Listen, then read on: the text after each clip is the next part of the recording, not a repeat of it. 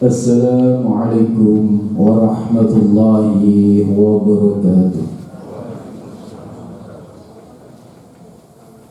Alhamdulillahilladzi shalla 'alan nabiyil qadim wa wada'a dzikrahu fil Qur'an wa tamjidan lahu wa ikraman وعلى اتباع شريعته حلالا وحراما ثم الحمد لله نحمده ونستعينه ونستغفره ونعوذ بالله من شرور أنفسنا من سيئات أعمالنا من يهده الله فلا مضل له ومن يضلل فلا هادي له أشهد أن لا إله إلا الله الذي كان عذابه عظيما وأشهد أن محمدا عبده ورسوله الذي كان خلقا كريما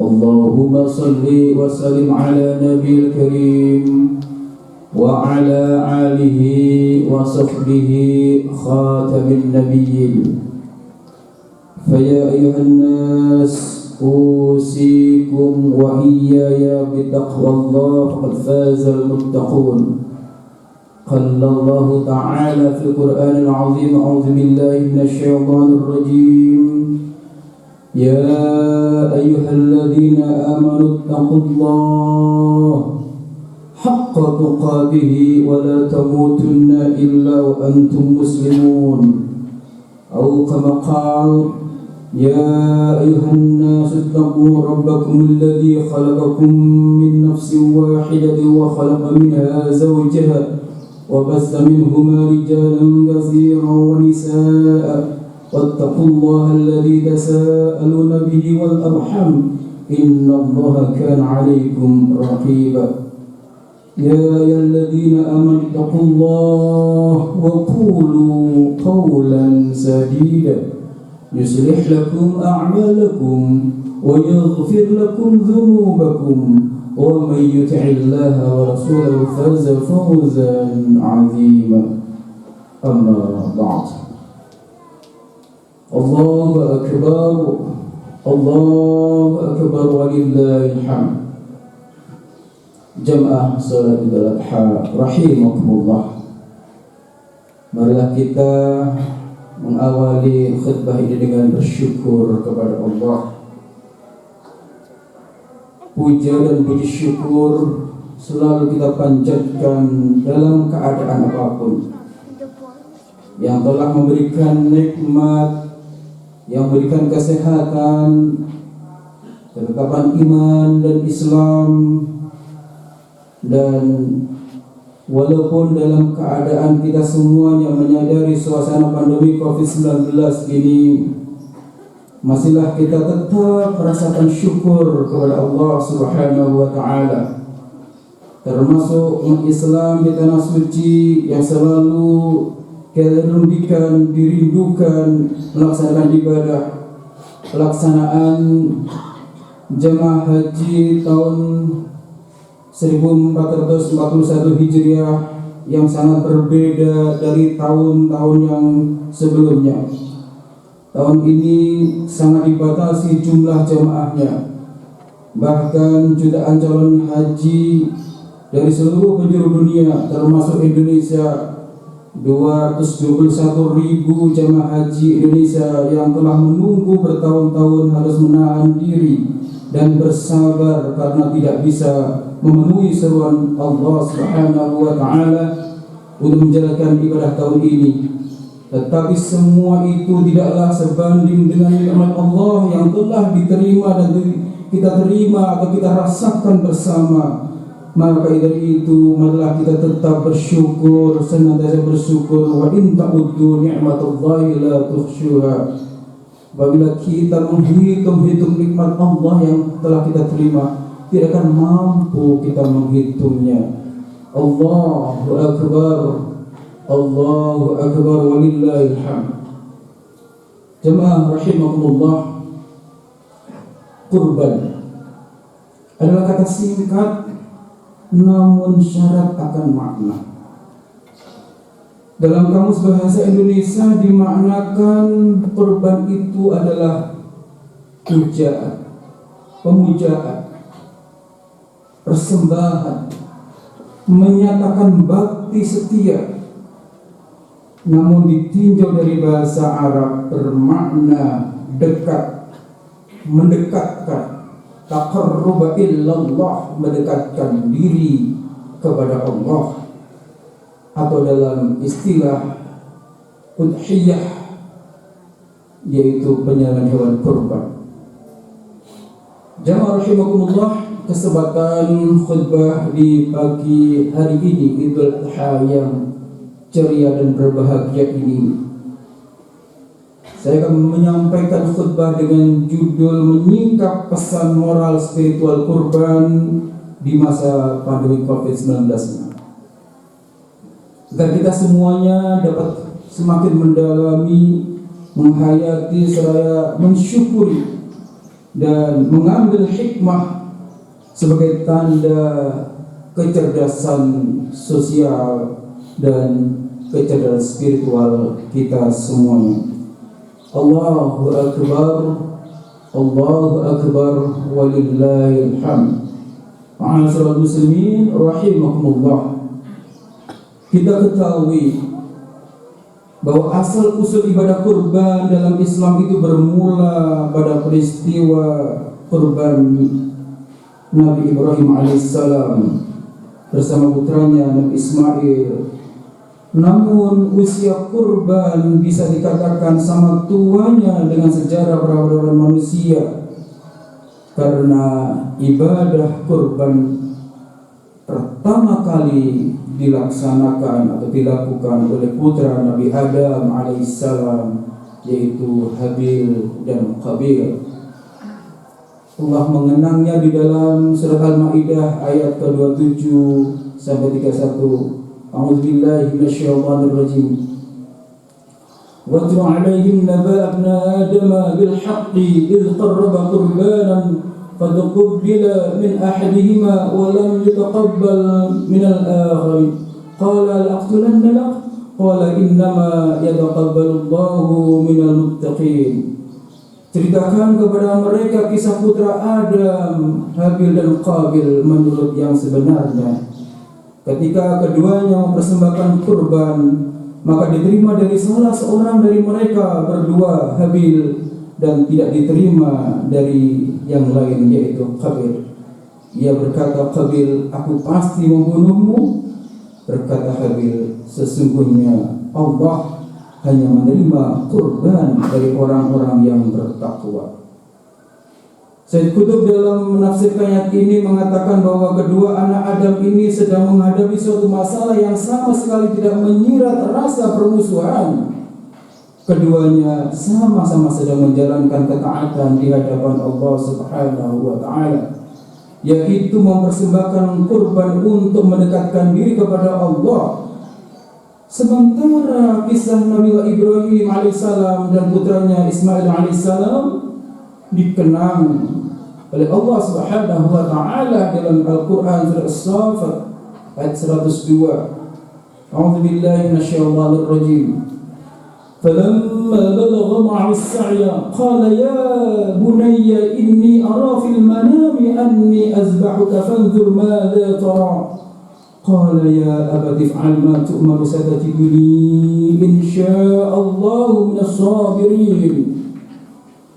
Maka tatkala anak itu sampai pada umur sanggup berusaha bersama-sama Ibrahim berkata, hai anakku, sesungguhnya aku melihat dalam mimpi bahwa aku menyembelihmu.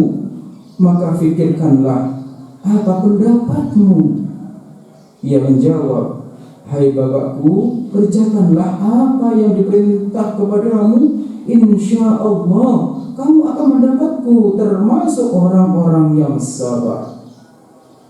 Kita bertanya, mengapa Allah memerintahkan menyembelih, lalu sebelum selesai penyembelihan itu perintah tersebut dibatalkan oleh Allah sendiri?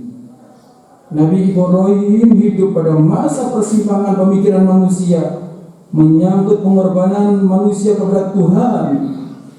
Ketika itu hampir seluruh dunia manusia rela mempersembahkan manusia sebagai sesaji kepada Tuhan yang mereka sembah. Suatu contoh di Mesir saat itu, seorang gadis yang paling cantik di desanya, di kotanya, dipersembahkan kepada dewa sungai Nil. Orang tuanya bangga sekali mempersembahkan anaknya itu. Di Kanaan Irak saat itu, yang dipersembahkan kepada dewa matahari adalah jantung dan darah manusia. Di Eropa Timur, orang-orang Viking yang mempersembahkan dewa perang Audion, yaitu mempersembahkan pemuka agamanya, kiainya, mereka kepada dewa yang dia sembah. Pada masa Nabiullah Ibrahim alaihissalam muncul pemikiran yang menyatakan tidaklah wajar mempersembahkan manusia kepada Tuhannya. Manusia terlalu mahal untuk dijadikan kurban. Melalui perintah Allah kepada Nabi Ibrahim alaihissalam, Allah yang Maha Kuasa itu bagaikan menyatakan bahwa tidak ada sesuatu yang mahal jika panggilan ilahi itu datang. Anak satu-satunya yang dicintai seorang ayah dari dirinya sendiri, jika dipanggil datang, maka sang anak pun harus dikorbankan. Itulah yang dibuktikan oleh Nabi Ibrahim alaihissalam. Tetapi selanjutnya Allah membatalkan penyembelihan itu setelah tersanggah dalil tentang mahalnya jiwa manusia. Kasih sayangnya kepada makhluk itu menjadikan dia melarang persembahan manusia kepada pengorbanan itu. Karena itu berkorban dengan apa saja dilambangkan dengan penyembelihan kambing, unta, sapi, domba dan sebagainya. Allahu Akbar, Allahu Akbar walillahil hamd. Jamaah rahimakumullah.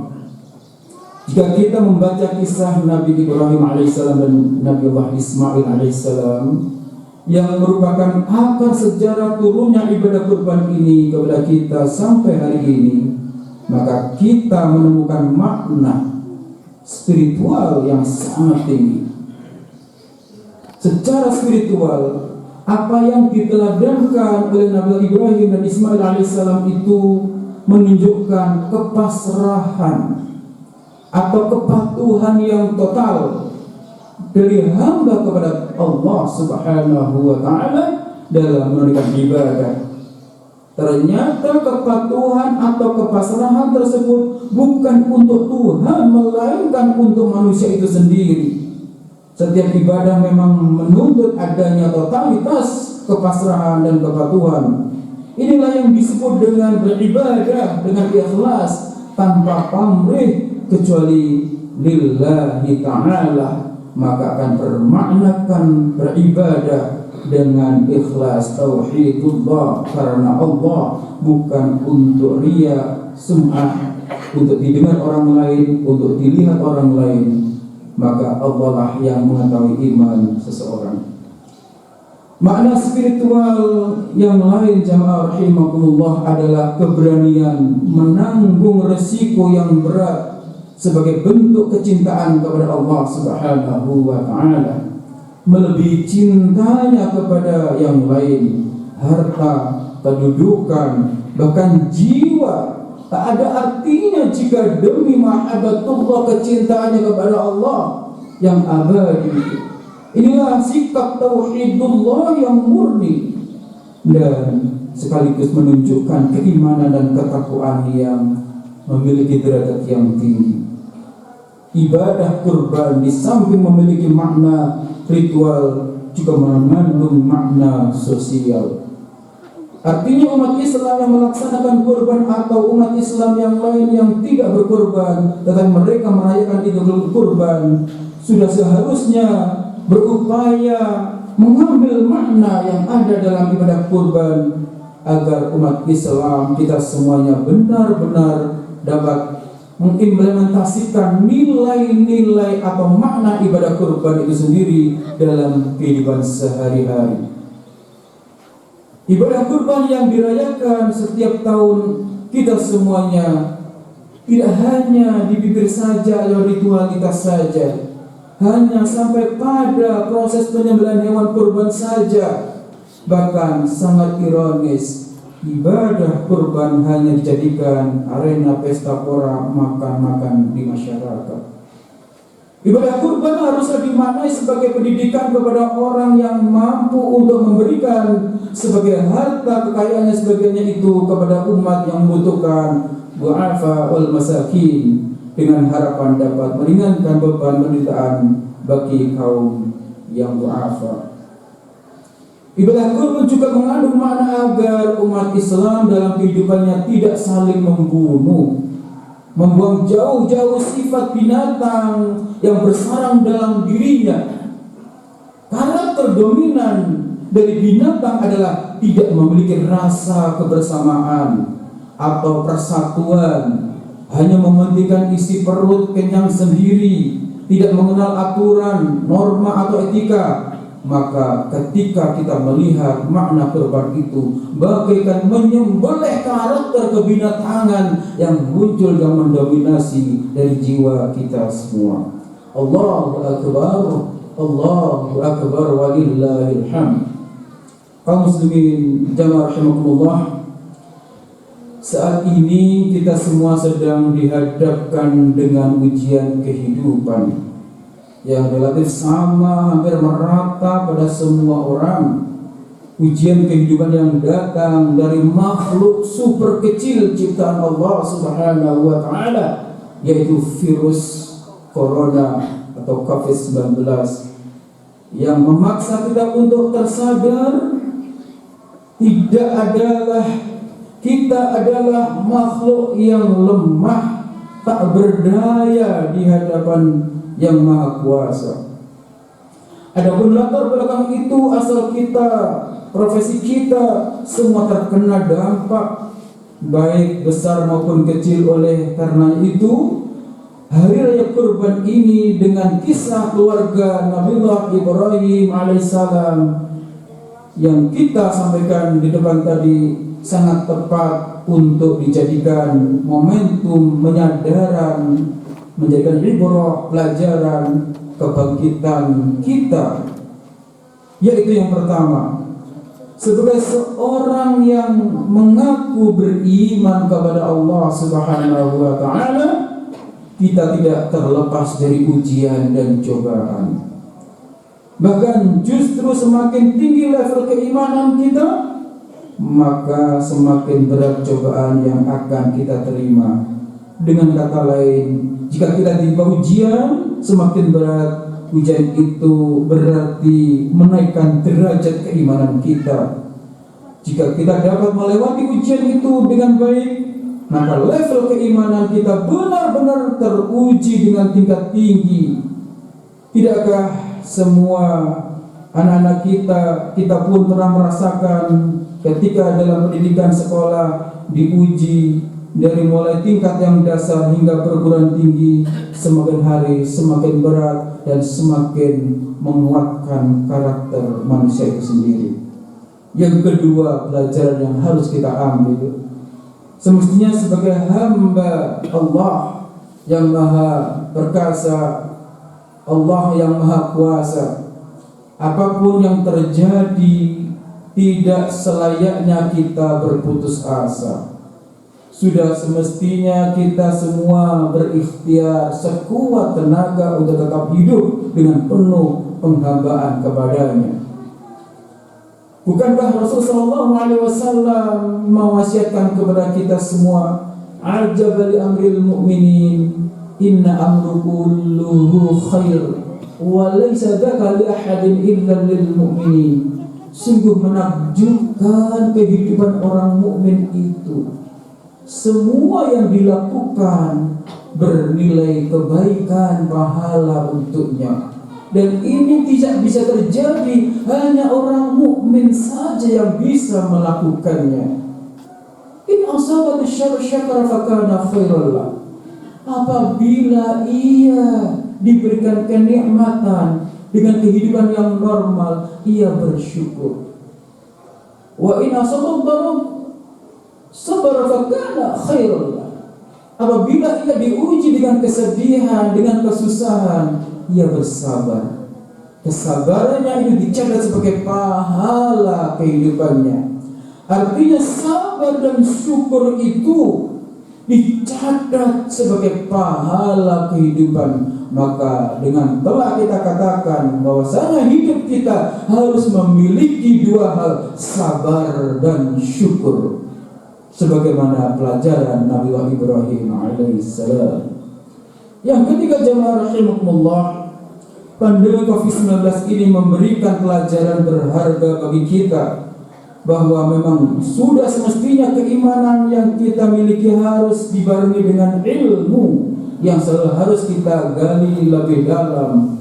Banyak fenomena yang terjadi, seorang hamba yang mengaku beriman kepada Allah namun ia beribadah dengan tanpa ilmu, tidak memperhatikan protokol kesehatan yang telah ditetapkan untuk menjaga setiap orang agar tetap sehat dan dapat beribadah kepadanya, sehingga dengan kekurangan ilmu itu ia tanpa sadar telah membahayakan dirinya dan juga membahayakan orang lain.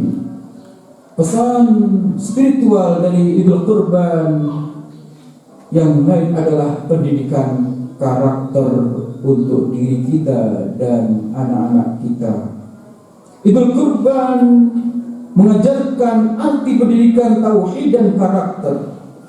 Melalui kisah Nabi Ibrahim dan Ismail alaihissalam, setiap manusia pasti menginginkan keturunan yang saleh, anak yang cerdas, yang memberi kontribusi positif bagi keluarga dan lingkungannya. Jika telah dari beberapa ayat Quran dan sejarah dapat dirumuskan, pendidikan Nabi Ibrahim alaihissalam dalam melahirkan generasi yang saleh dengan kita memperhatikan sejarah itu. Yang pertama, mengutamakan istri yang salihah daripada sekedar melihat dari kecantikan dan kekayaan, yaitu Hajar. Kedua, berdoa agar dikaruniai anak yang saleh. Meskipun Ibrahim sebagai Nabiullah yang kasih sayangnya atau Khalafullah, yaitu kekasih Allah, tetapi ia bermunajat agar dikaruniai anak yang saleh. Yang ketiga, menjadi teladan bagi anak-anak dan keluarganya. Kunci sukses model pendidikan Nabi Ibrahim adalah metode keteladanan. Di dalam Al-Quran terdapat 2 ayat yang menjelaskan bahwa Nabi Ibrahim adalah uswatun hasanah, yaitu di dalam surat Al-Mumtahanah ayat ke-4 dan ke-6. Termasuk bagi anak-anak, maka terlahirlah Ismail, anak yang saleh. Yang keempat, memilih lingkungan yang baik untuk perkembangan mentalitas anak. Setelah Hajar melahirkan Ismail, Ibrahim pun mengantarkan mereka ke suatu tempat yang lengang, yang tandus, yang panas, yaitu lembah Bakkah yang sekarang disebut dengan Makkah Al-Mukarramah. Lalu Ibrahim pun bermunajat agar tempat itu diberkahi dan menjadi baik untuk perkembangan mentalitas anak. Yang kelima, bersifat demokratis dan komunikatif. Inilah pesan Nabiullah Ibrahim agar kita semua menjadi seorang orang tua sebagai bapak yang selalu demokratis dan komunikatif kepada anak. Sikap demokratis dan komunikatif Nabi Ibrahim itu terlihat dari kisah penyambalannya. Ya bunayya, wahai anakku, bagaimana pendapatmu? Adalah hal yang sangat demokratis sekali. Nabi Ibrahim juga meminta pendapat Nabi Ismail tentang perintah itu, sebagaimana surah As-Saffat ayat 102 tadi. Suatu perintah yang wajib dilaksanakan tetapi tetap dikomunikasikan secara demokratis. Mendidik anak hari ini lebih baik daripada memperbaiki anak yang rusak di kemudian hari. Nabi Ibrahim telah mencontohkan model pendidikan tauhid dan pendidikan karakter yang diajarkan kepada anaknya. Dalam ilmu pendidikan, karakter terbagi menjadi dua. Pertama, karakter moral atau akhlak.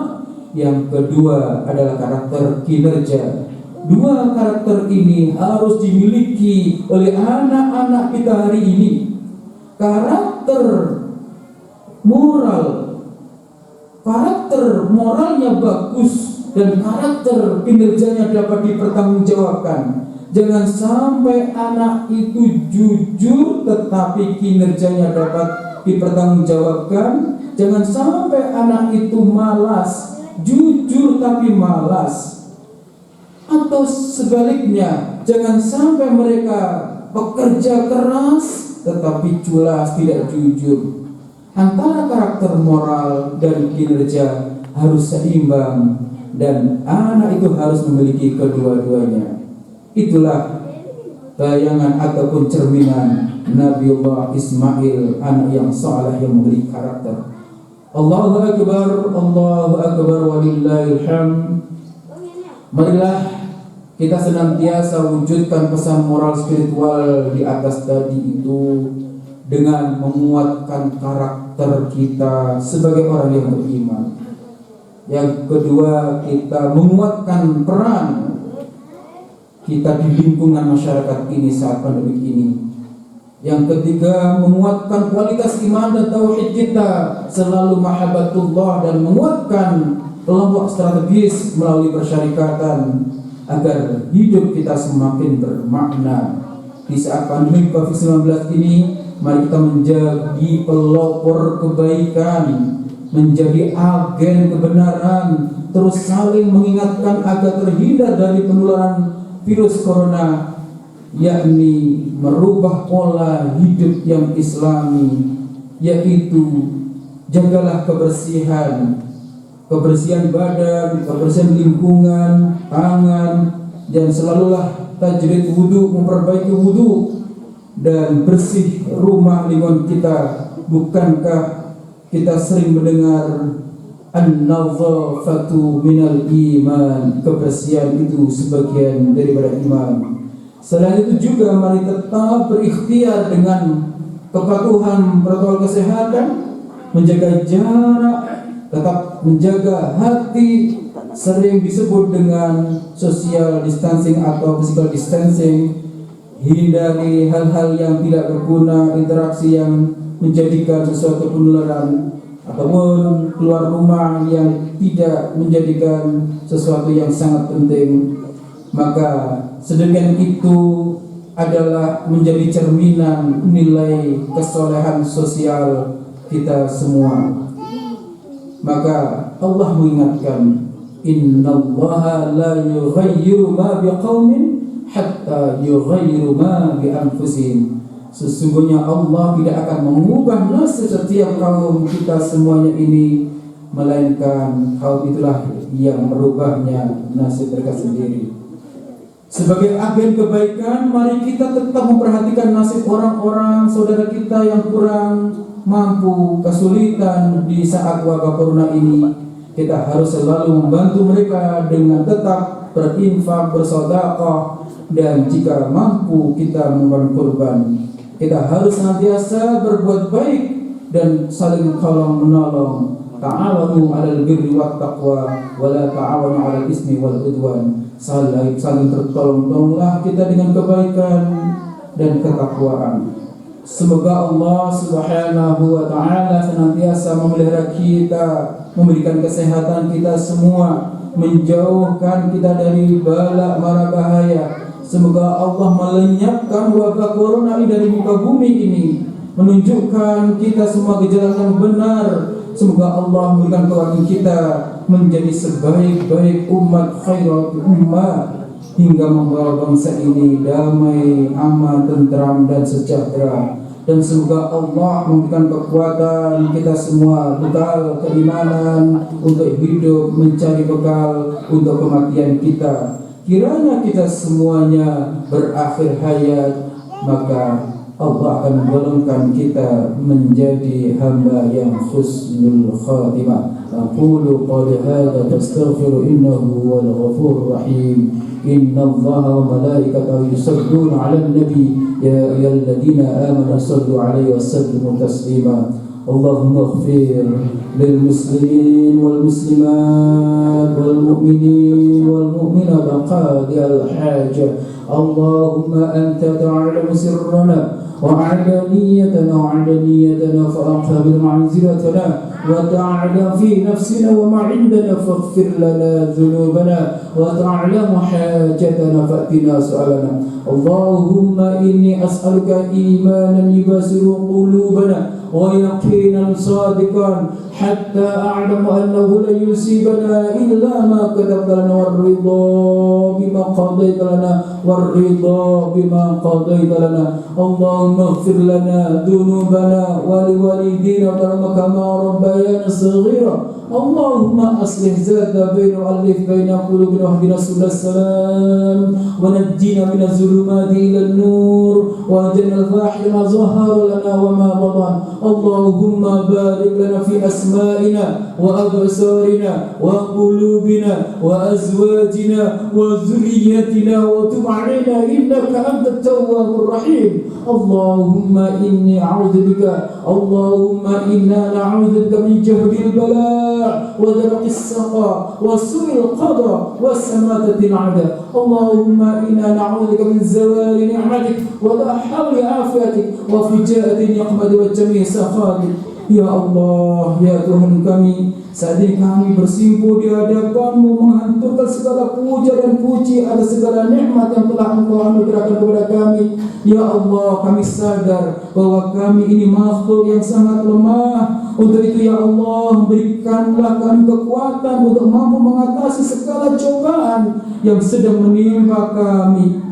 Ya Allah, ya Tuhan kami, saat ini kami diuji dengan pandemi COVID-19 ini. Ya Allah, pereratlah silaturahim kami di antara kami, kuatkanlah kerjasama dan hindarkan perselisihan sengketa di antara kami. Ya Allah, jauhkan rasa takabur, sikap congkak. Ya Allah, hanya Engkau lah yang bisa menolong kami. Ya Allah, jauhkan kami dari keburukan akhlak. Rabbana zalamna anfusana wa illam taghfir lana wa tarhamna lanakunanna minal khasirin. Rabbi hab lana salihin. Rabbi hab lana min ladunka dzurriyyatan thayyibah innaka as-sami'ud du'a. Rabbi ij'alna muqimas salati wa min dzurriyyati rabbana wa taqabbal du'a. Rabbana atina fid dunya hasanah wa fil akhirati hasanah wa qina 'adzaban nar wa adkhilna al-jannata ma'al aziz ya ghaffar ya rabbal alamin walhamdulillahi rabbil alamin. Assalamualaikum warahmatullahi wabarakatuh.